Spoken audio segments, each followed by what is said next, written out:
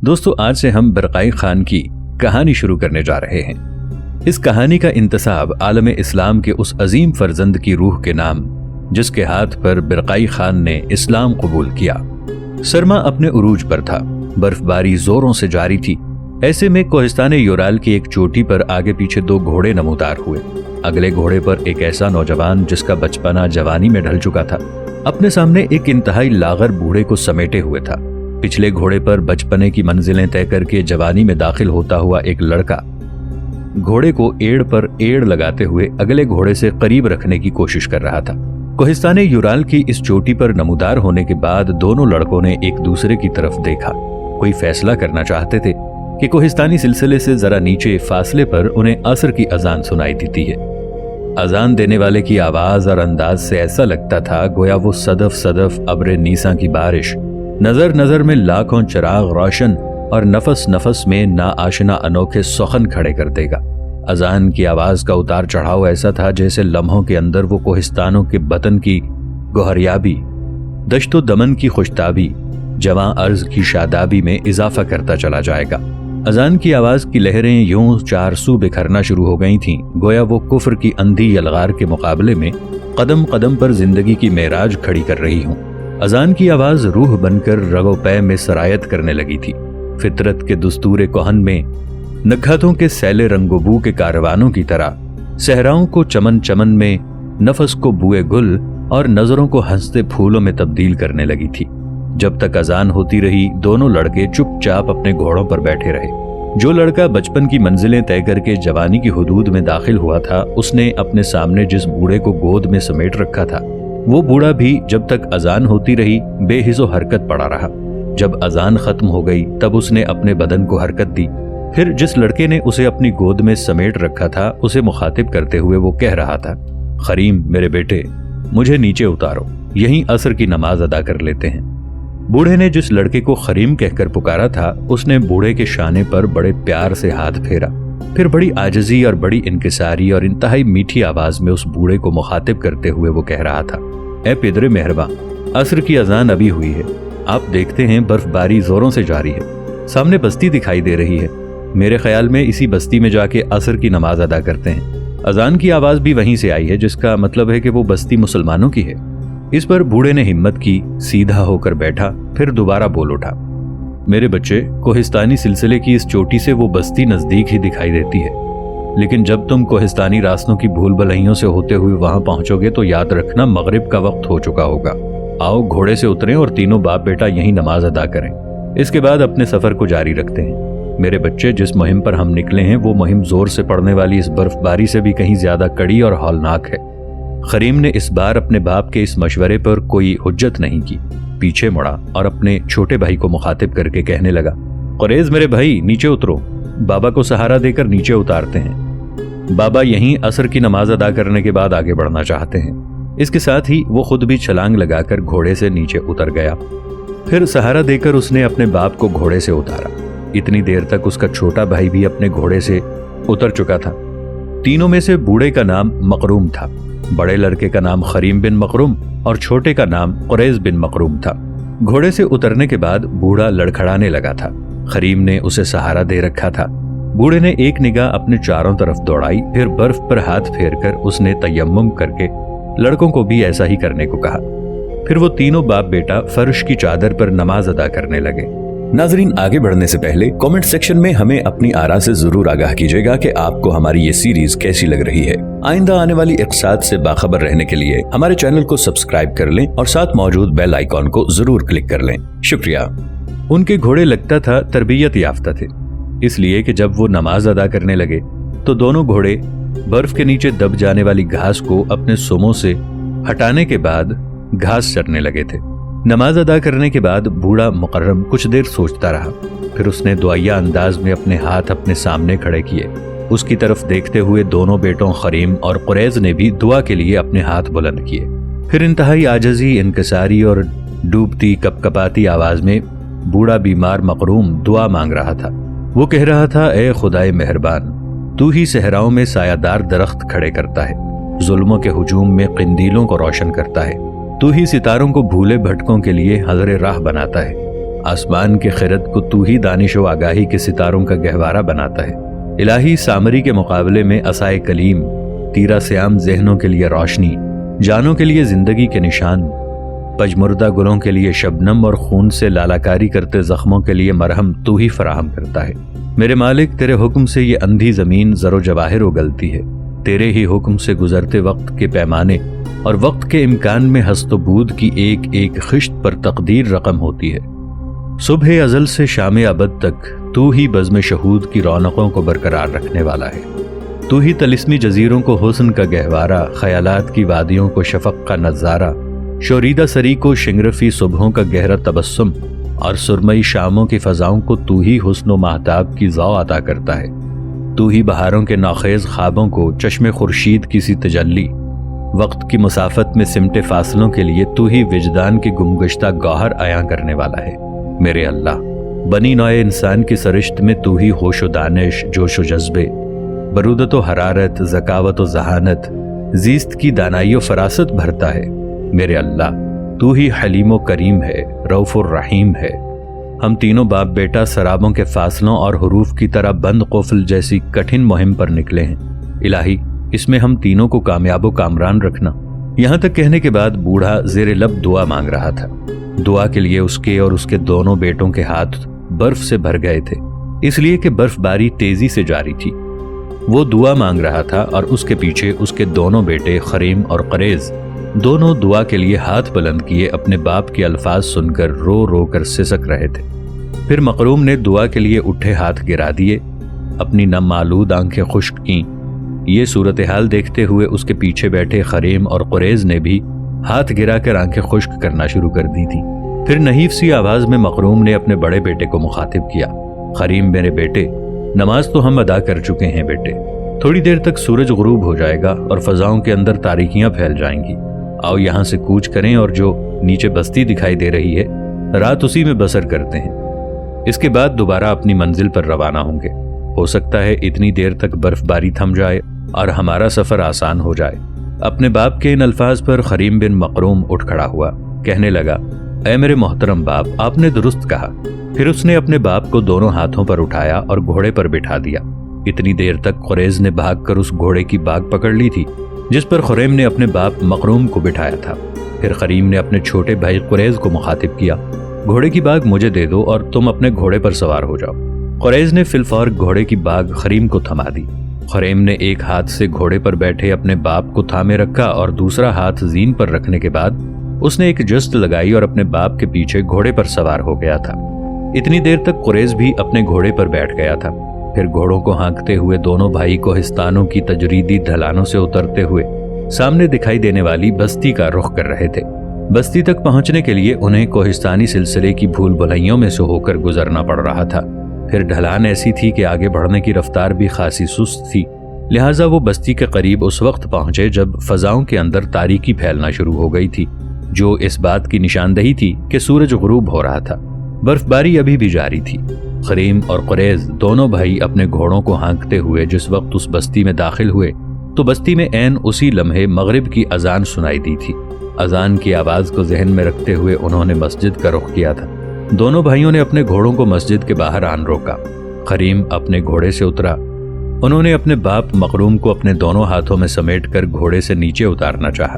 بوڑھا کسمساتے ہوئے بول اٹھا، خریم میرے بیٹے، لگتا ہے جس مہم پر ہم تینوں باپ بیٹا نکلے ہیں، میں اس مہم کی ابتدا، اس کا انجام نہیں دیکھ سکوں گا۔ بیٹے، میری تکلیف زیادہ بڑھ گئی ہے، اب تو گھوڑے سے اترا بھی نہیں جاتا۔ اتنی دیر میں چھوٹا بھائی قریز بھی اپنے گھوڑے سے اتر کر خریم کے پاس آن کھڑا ہوا۔ اپنے باپ کے ان الفاظ پر وہ اداس اور افسردہ ہو گیا تھا۔ چھوٹے بھائی کی موجودگی کا احساس کرتے ہوئے خریم نے فوراً اپنے آپ کو سنبھالا اور پھر مقروم کو مخاطب کرتے ہوئے کہہ رہا تھا، اے میرے باپ، میں دیکھتا ہوں آپ کو تیز بخار بھی ہے، لاغر بھی ہو چکے ہیں، سردی بہت زیادہ ہے۔ اس وقت ہم بستی کی مسجد کے سامنے کھڑے ہیں۔ بابا جان، بستی کافی بڑی لگتی ہے، کوئی نہ کوئی طبیب ہوگا جس سے ہم دونوں بھائی آپ کا علاج کرا سکیں گے۔ بستی میں کوئی نہ کوئی سرائے یا بھٹیار خانہ ضرور ہوگا جہاں ہم سستے معاوضے پر رات بھر بسر کر سکیں گے۔ خریم کو کہتے کہتے رک جانا پڑا، اس لیے کہ عین اسی لمحے ایک معمر شخص اس کے قریب آیا اور اسے مخاطب کرتے ہوئے کہنے لگا، نوجوان، تو کون ہے؟ تیری گفتگو میں نے اس بوڑھے کے ساتھ ساری تو نہیں سنی ہے، इससे मैंने अंदाजा लगाया है कि तुम तीनों इस बस्ती में अजनबी हो और तीनों शायद बाप बेटे भी हो। खरीम ने गौर से उसकी तरफ देखा, फिर धीमे लहजे में कहने लगा, आपका अंदाजा दुरुस्त है, हम तीनों बाप बेटे हैं। मेरा नाम खरीम है, मेरे बाप का नाम मखरूम और ये मेरा छोटा भाई है, इसका नाम है कुरैश। हम तीनों एक ऐसी मुहिम पर निकले हैं जहां जिंदगी हमारा इस्तकबाल भी कर सकती है, मौत हमसे बगलगीर भी हो सकती है। रास्ते में हमारा बाप बीमार हो गया था। हमने ये सफर बड़ी मुश्किल से किया है और अब भी हमने बहुत आगे जाना है। कबल इसके कि वो बूढ़ा मजीद कुछ पूछता, खरीम का बाप मखरूम बोल उठा, खरीम मेरे बेटे, मुझे सहारा देकर नीचे उतारो। मैं चाहता हूँ इस बस्ती की मस्जिद में नमाज अदा करूँ, शायद ये मेरी जिंदगी की आखिरी नमाज हो। वजू नहीं कर सकूंगा, तयम्मुम कर लूंगा। मेरे बच्चे मुझे उठाकर मस्जिद के अंदर ले चलो। जिस वक्त खरीम अपने बाप को अपने दोनों हाथों में समेट कर नीचे उतारने लगा था, वो बूढ़ा आगे आया और खरीम को मुखातिब करके कहने लगा, अजीज बेटे, मेरा नाम गलज़ई है, मैं अल्हम्दुलिल्लाह मुसलमान हूँ और इस बस्ती के ज्यादातर लोग कैचाक, तुर्क और मुसलमान हैं। देखो, तुम्हें फिक्रमंद होने की जरूरत नहीं है। अगर तुम तीनों अजनबी हो, एक खतरनाक मुहिम पर निकले हो, तो फिर तुम तीनों को फिक्रमंद होने की जरूरत नहीं है। तुम तीनों किसी सराय ना ही किसी भटियार खाने में क़याम करोगे। आओ पहले नमाज अदा करते हैं, फिर मैं तुम्हें अपने साथ अपने घर ले जाऊंगा। तुम तीनों की हैसियत मेरे यहाँ मुअज़्ज़ज़ मेहमान की होगी। आओ, जमात खड़ी होने वाली है, पहले खुदाए कुद्दूस को याद करें, इसके बाद कोई और काम करेंगे। खरीम ने फौरन अपने बाप को अपने दोनों हाथों में समेट कर नीचे उतारा। दोनों घोड़ों को वहीं छोड़ दिया गया। फिर वो मस्जिद में दाखिल होकर नमाज अदा कर रहे थे। नमाज अदा करने के बाद वो निकले। खरीम ने पहले की तरह अपने बाप को घोड़े पर बिठाया, फिर खुद उसको सहारा देने के लिए घोड़े पर सवार हो गया। फिर वो बूढ़ा जिसने अपना नाम गलज़ई बताया था, जो उनकी मेहमानदारी के लिए तैयार हुआ था, उसको मुखातिब करके खरीम कहने लगा, मेरे मोहतरम, आप दूसरे घोड़े पर सवार हो जाएं। इस पर बूढ़ा मुस्कुराया, कहने लगा, बच्चे, फिक्रमंद होने की जरूरत नहीं, मेरी हवेली यहाँ करीब ही है। तुम दोनों भाई घोड़ों को लेकर मेरे पीछे पीछे आओ। कुरैश अपने घोड़े पर सवार नहीं हुआ, बल्कि भाई के पीछे पीछे अपने घोड़े की बाग पकड़कर चलने लगा। गलज़ई एक काफी बड़ी हवेली के सामने रुका।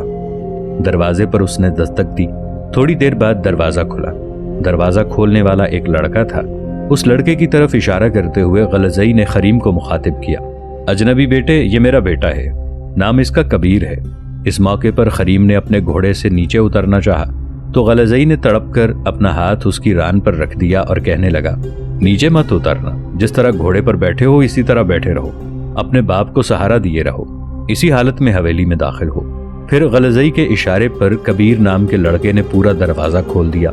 खरीम और कुरैश हवेली में दाखिल हुए। कबीर नाम का वो लड़का जिसने दरवाज़ा खोला था, वो हवेली के सुकूनती हिस्से की तरफ भागा। शायद वो मेहमानों के आने की इत्तला घर पर करने लगा था कि बूढ़े गलज़ई ने कहा, कबीर, कबीर मेरे बेटे, भाग कर मेरे पास आओ। लड़का मुड़ा और भागता हुआ गलज़ई के पास आया। गलज़ई ने उसका गाल थपथपाया और पेशानी चूमी, कहने लगा, बेटे भाग कर जाओ, तबीब को बुला लाओ। ये जो हमारे मेहमान आए हैं, ये 2 भाई हैं और इनके साथ इनका बाप है, वो सख्त बीमार है, बेटे जरा जल्दी करना। लड़के ने जवाब में किसी रद्द-ए-अमल का इजहार न किया, बल्कि फिक्रमंद होकर भागता हुआ हवेली से बाहर निकल गया था। गलज़ई उन दोनों भाइयों को हवेली के दाएं जानिब अस्तबल में ले गया। उसके कहने पर खरीम ने अपने बाप को घोड़े से उतारकर एक शहनशीन की तर्ज की ऊंची जगह लिटा दिया। मखरूम इंतहाई लागर हो रहा था, उसका जिस्म कपकपा रहा था और तेज बुखार में वो तप रहा था। फिर गलज़ई के कहने पर दोनों भाइयों ने अपने घोड़ों के साथ बंधे हुए बिस्तर उतारकर उस शहनशीन पर रख दिए। घोड़ों की जीनें भी उतार ली थी। इस दौरान गलज़ई आगे बढ़ा। दोनों घोड़ों को खूंटे के साथ बांधने के बाद उसने पहले उन्हें पानी पिलाया, फिर उनके सामने चारा डाल दिया।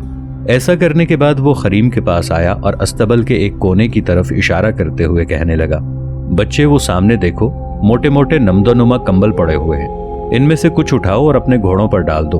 घोड़े जब पेट भरकर खाना खाएंगे और इन कंबलों से ढके रहेंगे तो बर्फबारी में इन्हें सर्दी से नुकसान नहीं होगा और इनकी थकावट भी दूर हो जाएगी। खरीम और कुरैश दोनों आगे बढ़े। दोनों घोड़ों पर उन्होंने कंबल डाल दिए। फिर दोबारा खरीम को गलज़ई ने मुखातिब किया, घोड़ों की जीनों के साथ जो बिस्तर तुमने उतारे हैं, इन्हें यहीं पड़े रहने दो। खुरजीने भी जीन के साथ ही रहने दो। अपने बाप को उठाओ और मेरे साथ आओ। खरीम आगे बढ़ा। जब वो सुकूनती हिस्से के सामने बरामदे में आए तो अचानक उस सुकूनती हिस्से से एक ढली हुई उम्र की औरत और उसके साथ एक इंतहाई खूबसूरत लड़की निकली। दोनों बरामदे में आन खड़ी हुई। उन दोनों की तरफ देखते हुए गलज़ई मुस्कुराते हुए बोल उठा, खरीम मेरे बेटे, ये मेरी बीवी है, इसका नाम लबीद है, इसके साथ मेरी बेटी हुरमा है। फिर अपनी बीवी और बेटी से उसने मकरूम, खरीम और कुरैज़ का तारुफ और उनके आने की वजह तफसील से कह डाली। इस मौके पर गलज़ई की बीवी लुबैद बोली और कहने लगी, इतनी तफसील बताने की जरूरत नहीं, मेहमानों को इतनी सर्दी में बरामदे में रोकना अच्छा नहीं है, इन्हें बाएं तरफ वाले कमरे की तरफ लेकर आएं। फिर वो तीनों खरीम और कुरैज़ को हवेली के बाएं तरफ वाले कमरे में लेकर दाखिल हुए। अंदर कमरे में कुछ मसहरियां लगी हुई थीं। गलज़ई के कहने पर खरीम ने अपने बाप को एक मसहरी पर लिटा दिया। मसहरी पर लेटने के बाद मकरूम बुरी तरह कराहने लगा था। अपने बाप पर खरीम ने एक फिक्रमंद सी निगाह डाली। इतनी देर तक खुरमा, जो अभी बचपन से जवानी में दाखिल नहीं हुई थी, अपने बाप गलज़ई का इशारा पाकर भागती हुई गई और जल्द ही लौट आई। वो एक काफी मोटा लिहाफ उठाए हुए थी जो उसने मसहरी पर लेटे मकरूम पर डाल दिया था। कमरा खूब गर्म हो रहा था, इसलिए कि कमरे के अंदर आतिशदान में आग खूब भड़क रही थी। इस मौके पर खरीम कुछ देर तक बड़े अफसोस और बड़े दुख भरे अंदाज में अपने बाप की तरफ देखता रहा। फिर उसने एक गहरी निगाह अपने करीब खड़े गलज़ई पर डाली और उसे मुखातिब करके कहने लगा, मेरे मोहतरम, मेरे पास अल्फाज नहीं हैं जिन्हें मैं अदा करके आपका शुक्रिया अदा कर सकूं। मैं जानता हूं ज़मीन के इस पस्तो बुलंद और खैर शर की जौलानगाह में कोई किसी के काम नहीं आता। यहाँ सरमायादारों के वक़ार, मुफलिसों की बेज़री के दरमियान तामीर तखरीब और मनोतू की तफरीक जैसी इज़्तिराब कर्ब भरी कशमकश जारी है। मेरे मोहतरम, जिस मुहिम पर हम निकले हैं वो महरूमियों के साथियों और दिलफगारी और दिल खराशी से अटी हुई है। अगर इस मुहिम से कभी निजात मिली तो आपके इस एहसान का बदला जरूर चुकाऊंगा। गलज़ई आगे बढ़ा। खरीम को उसने अपने साथ लिपटा लिया। कहने लगा, बेटे, मस्जिद के सामने मैंने तुम्हें बेटा कहा था। ये बड़ा अजीम, बड़ा मोहतरम रिश्ता है। इस रिश्ते को सामने रखते हुए जो अल्फाज तुमने अदा किए हैं वो अदा नहीं करने चाहिए थे। बेटे, तुम्हारे साथ सबसे बड़ा मेरा दीनी निस्बत का रिश्ता है, और फिर इंसान इंसान के काम नहीं आएगा तो ये काम हैवान तो नहीं करेंगे। जिन हालात में तुम हमारी बस्ती में दाखिल हुए हो, इन हालात में अगर मैं तुम्हारे काम ना आता तो इस बस्ती का कोई और अल्लाह का बंदा इस फर्ज को अदा कर देता। मेरी खुशकिस्मती है कि ये काम खुदावंदे कुद्दूस ने मुझे सौंपा है। हो सकता है इस तरह मेरे अमाल में चंद नेकियां लिखी जाएं। यहाँ तक कहने के बाद गलज़ई रुका। वो फिर कहने लगा, हम घर के 4 अफराद हैं, मैं, मेरी बीवी लबीद, मेरी बेटी हुरमा और बेटा कबीर। हुरमा और कबीर दोनों आगे पीछे के हैं, दोनों में 2 साल का ही फर्क होगा। बेटे, तुम्हारी यहाँ आमद मेरे लिए खुशी का बायस है। मैं समझूंगा मेरा एक बेटा और एक बेटी नहीं, बल्कि एक बेटी और 3 बेटे हैं। गलज़ई की इस गुफ्तगू के जवाब में खरीम कुछ कहना ही चाहता था कि ऐन उसी लम्हे कबीर तबीब को लेकर उस कमरे में दाखिल हुआ। बड़ी खुश तबई से गलज़ई ने तबीब का इस्तकबाल किया। फिर आगे बढ़कर उसने मखरूम के ऊपर से थोड़ी सी रज़ाई हटाई और तबीब को उसे देखने के लिए कहा। तबीब आगे बढ़ा। थोड़ी देर तक वो नब्ज देखता रहा। उसके चेहरे पर फिक्रमंदी के साए थे। उसकी उस हालत को सिर्फ गलज़ई ने भांपा था, इसलिए कि वो उसके बराबर खड़ा था, जबकि खरीम और कुरैज़ और दूसरे अफराद तबीब के पीछे खड़े थे। इस मौके पर गलज़ई ने तबीब के तासुरात देखते हुए उसे मखसूस इशारा किया, जिस पर वो तबीब नब्ज देखने के बाद कहने लगा, इन्हें तेज और सख्त बुखार है, लागर भी हो चुके हैं। मैं दवा दे देता हूँ, सर्दी से इन्हें बचा के रखिएगा, इनका ख्याल भी रखिएगा। इसके साथ ही अपने चर्मी थैले से कुछ दवाइयां निकालकर तबीब ने गलज़ई को थमा दी। गलज़ई ने अपने लिबास के अंदर से चंद सिक्के निकालकर तबीब को पेश किए। इस मौके पर खरीम फौरन आगे बढ़ा। अपने लिबास के अंदर से उसने कुछ सिक्के निकाले और गलज़ई को मुखातिब करके कहने लगा, आप जो जहमत कर चुके हैं मेरे ख्याल में इसी कदर काफ़ी है, आप तबीब को कुछ ना दीजिएगा। मैं गलज़ई ने फौरन उसके मुंह पर हाथ रख दिया और कहने लगा, बेटे, मेज़बान के सामने मेहमान इस तरह नहीं बोलते, चुपचाप बैठे रहो। फिर तबीब को गलज़ई ने अपने साथ आने के लिए कहा। तबीब गलज़ई के साथ बाहर निकला। हवेली से बाहर निकलकर सवालिया अंदाज में तबीब की तरफ देखते हुए गलज़ई ने पूछ लिया, खैरियत तो है? मरीज की नब्ज देखते वक्त तुम्हारे चेहरे पर मायूसी थी, उसने मुझे फिक्रमंद कर दिया है। इस पर तबीब कहने लगा, क्या ये आपके घर में मेहमान हैं? गलज़ई ने फिक्रमंदी से तबीब की तरफ देखा। कहने लगा, तुम्हारा अंदाजा दुरुस्त है, ये मेहमान हैं और थोड़ी देर पहले यहाँ आए हैं। इस पर तबीब कहने लगा, अगर ये मामला है तो फिर ये शख्स बच नहीं सकेगा। एक तो इसकी बीमारी ऐसी है जिससे इसको निजात नहीं मिलेगी, दूसरे इसे सरसाम हो चुका है जिसका कोई इलाज नहीं है। मेरे ख्याल में आज रात ये बमुश्किल ही निकालेगा। गलज़ई फिक्रमंद हो गया था। तबीब चला गया। गलज़ई थोड़ी देर तक वहां सर झुकाए खड़ा रहा, फिर हवेली के अंदर दाखिल हुआ। अपने आप को उसने संभाल लिया था। दोबारा उस कमरे में आया। अभी तक सब वहां खड़े थे। अपने चेहरे पर खुशतबई के आसार पैदा करते हुए उसने खरीम को मुखातिब किया। तुम दोनों भाई यहाँ अजनबियों की तरह क्यों खड़े हो? बैठ जाओ। कहा ना, अब मेरा एक नहीं 3 बेटे और 1 बेटी है, फिर भी तुम अजनबियत बरत रहे हो।